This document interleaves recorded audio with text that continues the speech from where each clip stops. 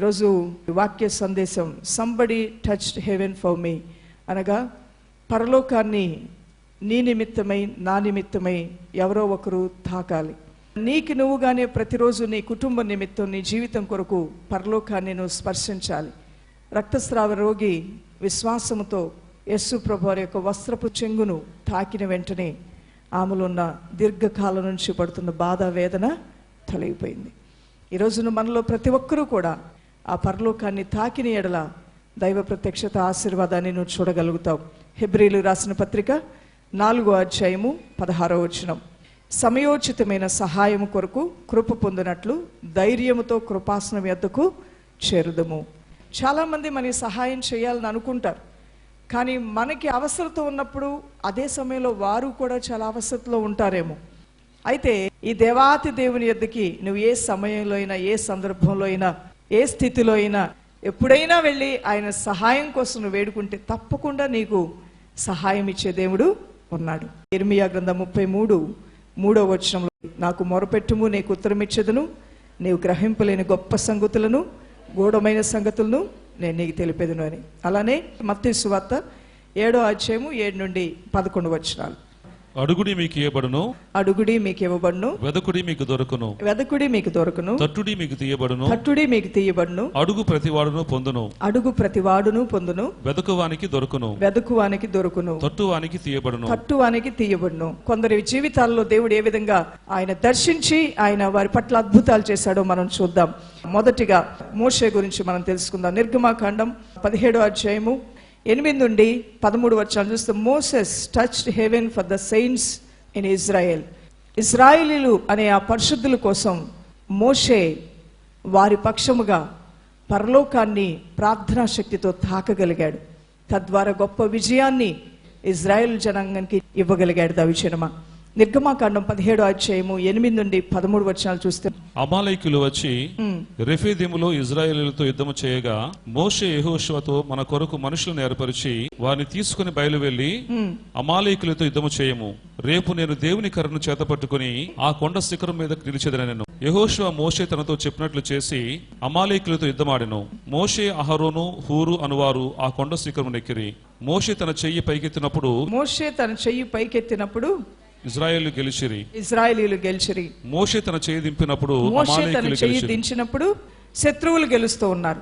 ఇక్కడ ఇజ్రాయేలీలు యుద్ధం చేస్తూ ఉంటే వారి పక్షంగా మోషే చెయ్యి పైకెత్తి ప్రార్థన చేస్తూ ఉన్నాడు. ప్రార్థన చేసినప్పుడు జయము కలుగుతుంది, ప్రార్థన చేయలేకపోయినప్పుడు అపజయం కలుగుతుంది. అంటే ఒక విషయం గ్రహించారా, ఈ రోజున నీ కుటుంబంలో, నీ జీవితంలో దుష్టుడు జయము తీసుకోకుండా ఉండాలి అంటే కుటుంబాల్లో విజ్ఞాపన ప్రార్థన ఎంత అవసరతో ప్రతి ఒక్కరూ కూడా తెలుసుకోవాలి. ప్రతిరోజు ప్రార్థన చేసే అనుభవాన్ని నువ్వు కలిగి ఉన్నావా లేదా?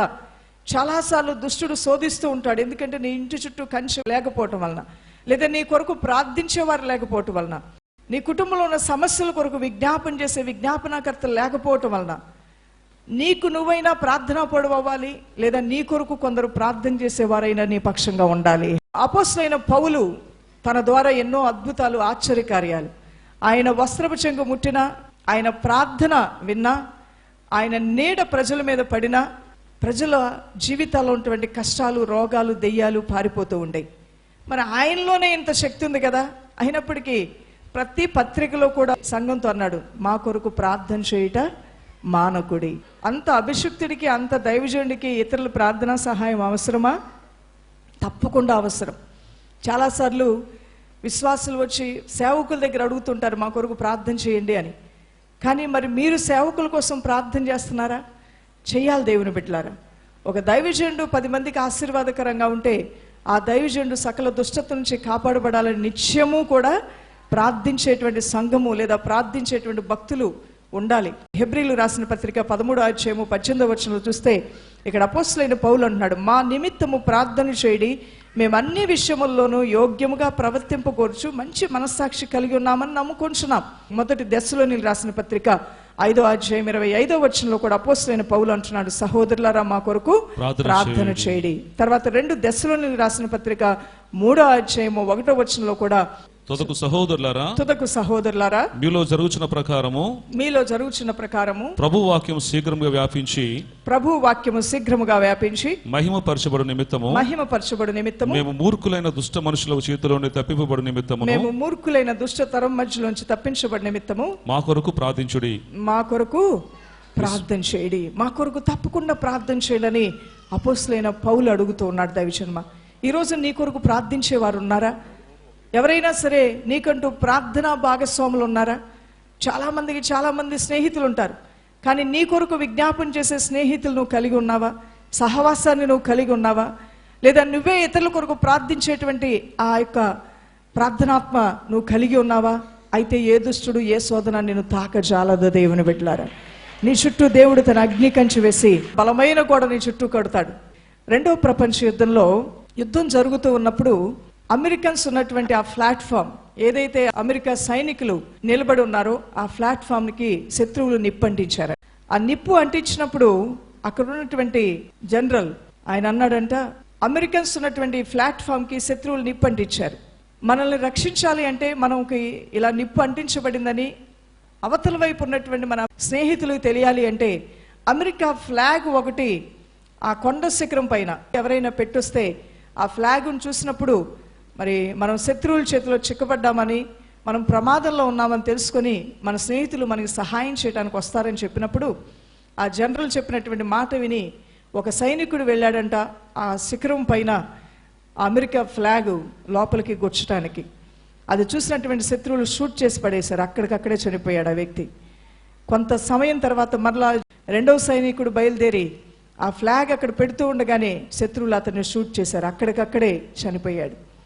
ఒక గంట సమయం అయిపోయిన తర్వాత మూడో వ్యక్తిని పంపిస్తూ నువ్వు వెళ్ళి ప్రయత్నం చెయ్యి, నీ ప్రయత్నం తప్పకుండా సఫలమవుతుందని జనరల్ పంపిస్తే ఇతను కూడా శిఖరం మీదకి ఎక్కి ఆ ఫ్లాగ్ పెట్టబోయాడు.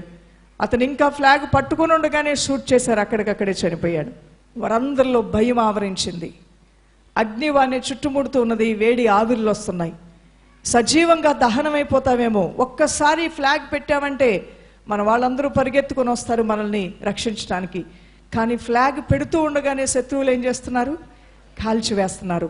చివరిగా ఒక యవనస్తుడితో అన్నాడంటే జనరల్, ఇదిగో చివరిగా వాళ్ళ ముగ్గురు ప్రాణాలు పోగొట్టుకున్నారు, నువ్వైనా వెళ్ళి చివరి ప్రయత్నం చెయ్యి అన్నప్పుడు ఆ యవనస్తుడు అన్నాడంట, సార్ నా చిన్న విన్నపం, ఇప్పుడు 3:30 అయింది సమయం, 4 గంటలకు నేను వెళ్ళి ఫ్లాగ్ అక్కడ పెట్టొస్తాను అన్నప్పుడు ఆయనకేం అర్థం కాల.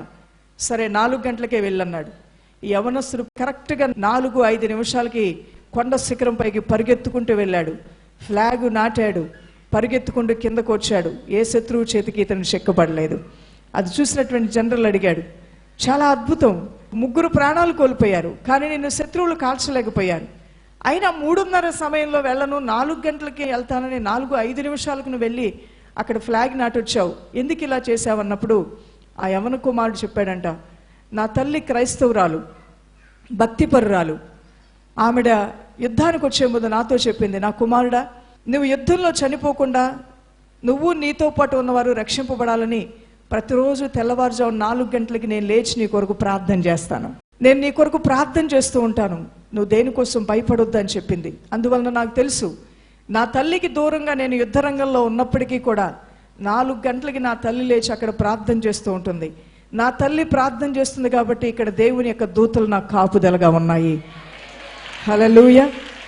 నా తల్లి అక్కడ ప్రార్థన చేస్తుంది కాబట్టి ఈ సమయంలో ఏ శత్రువు నన్ను ముట్టజాలడు. దీనికోసమే నేను 4 గంటలకు వెళ్తానని చెప్పినప్పుడు ఆ జనరల్ కళ్ళతో నీళ్లు ప్రవహించాయంట. ఇంత గొప్ప శక్తి ఆ క్రైస్తవ ప్రార్థనలో ఉంటే మేము కూడా ప్రార్థన చేస్తామని వారందరూ కూడా యుద్ధ రంగంలో అగ్నిగంధకాలు వారిని చుట్టుముడుతున్న సమయంలో ప్రార్థనలో అందరూ సైనికులందరూ కూర్చోగా శత్రువుల చేతిలోంచి కాపాడటానికి మిత్రులు వచ్చి వారిలో ఒక్కరి ప్రాణం కూడా పోకుండా కాపాడారు. ఇది 2వ ప్రపంచ యుద్ధంలో నిజంగా జరిగినటువంటి గొప్ప కార్యం దైవజనమా. అందువల్లనే నువ్వు కూడా పరలోకాన్ని ప్రార్థనా శక్తితో తాకగలుగుతున్నావా దేవుని బిడ్డ? నువ్వు పరలోకాన్ని నీ కుటుంబం కొరకు తాకగలుగుతున్నావా? నీ కుటుంబంలో వచ్చే ఆపదలు పోవటానికి ప్రతిరోజు పరలోకంలో నా దేవుని యొక్క పాదాలు నువ్వు స్పర్శించగలుగుతున్నావా? లేదంటే నీ కలిగినటువంటి కష్టబాధల్ని ఎదురీదలేక కృషించిపోయి దేవుని మీద కోపపడి విసుగుపడి దేవుడు నాకేం చేశాడని బుద్ధిహీనులు మాట్లాడినట్లుగా మాట్లాడుతూ ఒక నిస్పృహలోనికి, నిరుత్సాహంలోనికి లోనై ఆత్మీయ జీవితం నుంచి చల్లార్చుకుంటున్నావా? అది సరైంది కాదు. ప్రతిరోజు కూడా ప్రార్థన చేసే అనుభవం, ఆ పరలోకాన్ని ప్రార్థనతో యేసు పాదాలని స్పర్శించే ఆ శక్తి నువ్వు కలిగి ఉంటే నీ జీవితంలో ఎన్ని ఓటములు వచ్చినా ఆ ఓటములన్నీ కూడా జయాలుగా మారిపోతాయి. రెండవదిగా అబ్రహాము కూడా ప్రార్థన ద్వారా పరలోకంలో ఉన్న దేవుని పాదాలని స్పర్శించి గొప్ప జవాబుని తన ప్రార్థనకు పొందుకోగలిగాడు. దేవుడు అనుకుంటూ ఉన్నాడంట, అబ్రహాము చాలా మంచివాడు, చాలా నీతిమంతుడు, నా దాసుడైన అబ్రహాముకి తెలియకుండా నేను దాచటం ఎందుకు, సొదొమ గొమొర్రాని నేను నాశనం చేయడానికి వచ్చాను కదా, ఆ విషయం చెప్తానని అబ్రహాంతో చెప్పాడు. అప్పుడు అబ్రహాం విని ఊరుకోలేదు. తను చేయవలసిన కర్తవ్యాన్ని తను జ్ఞాపకం చేసుకుని అంచెలంచెలుగా దేవుని యొక్క దయ పొందే అంతగా ఎన్ని విధాలుగా సంభాషణ చేశాడో చూడండి. ఆదికాండము 18వ అధ్యాయము 20 నుండి 33 వచనాలు. అప్పుడు అబ్రహాము సమీపించి ఇట్లా, నేను దుష్టులతో కూడా నీతిమంతులను నాశనము చేయుదువా? ఆ పట్టణంలో ఒకవేళ 50 మంది నీతిమంతులు ఉండేలా దానిలో ఉన్న 50 మంది నీతిమంతుల నిమిత్తము ఆ స్థలమును నాశనము చేయక కాయవా? ఆ చొప్పున చేసి దుష్టులతో కూడా నీతిమంతులను చంపుట నీకు దూరం అవును గాక. నీతిమంతుని దుష్టులతో సమానముగా ఎంచుట నీకు దూరం అవును గాక.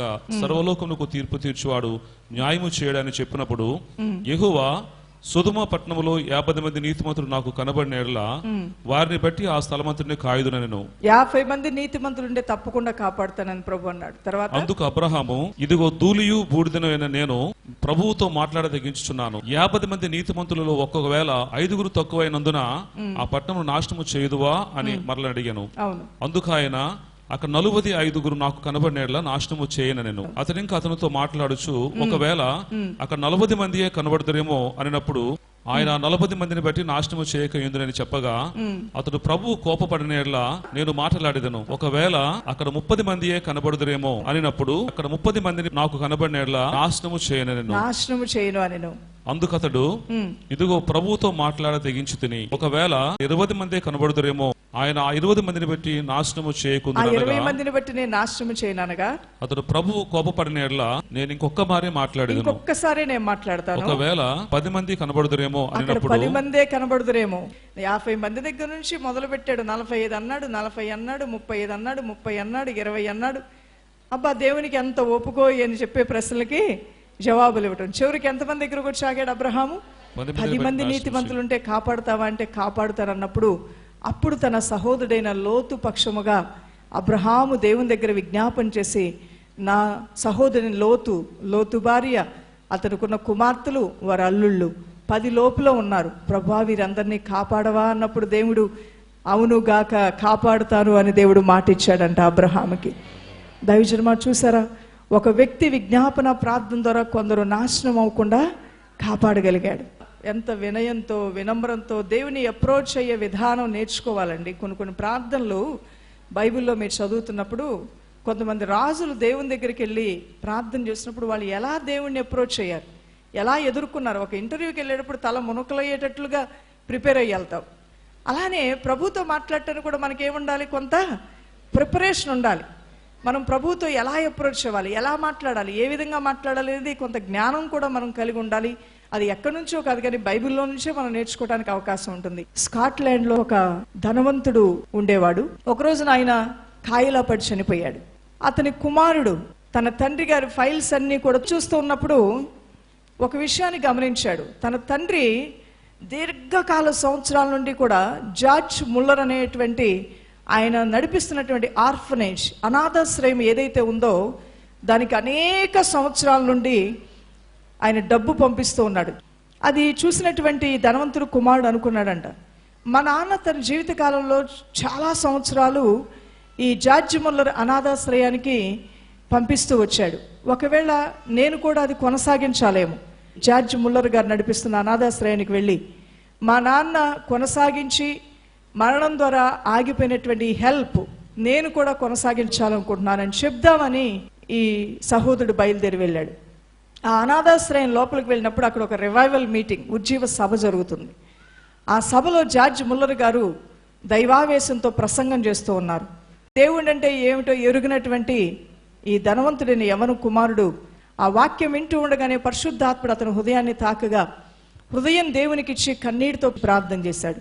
ఏడుస్తున్నటువంటి ఆ వ్యక్తిని జార్జ్ ముల్లర్ గారు ముందుకు రమ్మంటే ఆయన స్టేజ్ పైకి వచ్చి సాక్ష్యం చెప్తూ ఈ విధంగా అన్నాడు, నా తండ్రి ఈ ఆర్ఫనేజ్కి దీర్ఘకాల సంవత్సరాల నుండి డబ్బు పంపిస్తూ ఉండేటువంటి వాడు. అయితే ఆయన చనిపోయాడు కాబట్టి దాన్ని కొనసాగించాలి, ఒకసారి జార్జ్ ముల్లర్ గారితో మాట్లాడదామని నేను వచ్చాను. ప్రభు నా హృదయాన్ని తాకాడు ఈ వాక్యం ద్వారా అన్నప్పుడు అక్కడ ఉన్నటువంటి ఒక పెద్ద ఆయన లేచి మైకి తీసుకొని ఇలా అన్నాడంట, నా కుమారుడా, నీ తండ్రి ఎప్పుడు ఈ ఆర్ఫనేజ్కి వచ్చినా కొన్ని వేల మందికి అవసరమైన ఆహారం ఇచ్చిన తర్వాత జార్జ్ ముల్లర్ గారికి ఆయన ఇచ్చే ఒకే ఒక్క ప్రార్థన అవసరత, నాకు తరాలకి సరిపడా ధనం ఉంది కానీ నాకు ఒకే ఒక్క కుమారుడు, వాడు లోకంలో పాపంలో ఉన్నాడు, వాడు రక్షణలోకి వస్తే చాలని చెప్పేవాళ్ళు. ఈ దైవజనుడైన జార్జ్ ముల్లర్ గారు నీ గురించి 38 సంవత్సరాల నుంచి ప్రార్థన చేస్తున్నారు. ఈరోజు ఆ ప్రార్థన జవాబు వచ్చింది. 38 సంవత్సరాల నుండి జార్జ్ ముల్లర్ అనే దైవజనుడు నీ రక్షణ కోసం ప్రార్థన చేస్తూ ఉన్నాడు. మీ నాన్న చనిపోయినప్పటికీ కూడా ఈ దైవజనుడు నీ కొరకు ప్రార్థన కొనసాగిస్తూనే ఉన్నాడు. ఆ ప్రార్థన ఫలమే ఈరోజు నువ్వు ఇక్కడికి రావటం, దేవుని వాక్యం వినటం, నీ ఆత్మరక్షణలోకి రావటం అనేది. 38 సంవత్సరాలు ఒక వ్యక్తి గురించి జార్జ్ ముల్లర్ అనే దైవజనుడు ప్రార్థన చేస్తూనే ఉన్నాడు. ఎంత ఓపిక, ఎంత సహనం, ఎంత నమ్మకం, ఎంత నిరీక్షణ. అందుకనే మనం అనుకోవాలి, don't give up, don't ever give up. ఎప్పుడూ మనం అడిగే దాని విషయంలో వదిలిపెట్టకూడదు, పొందుకునే అంత వరకు వదలకూడదు. ప్రార్థన ద్వారా పోరాడుతూ ఉంటే జయం మందే కాబోతుంది. ఏదో ఒక రోజున విజయం మందే కాబోతుంది.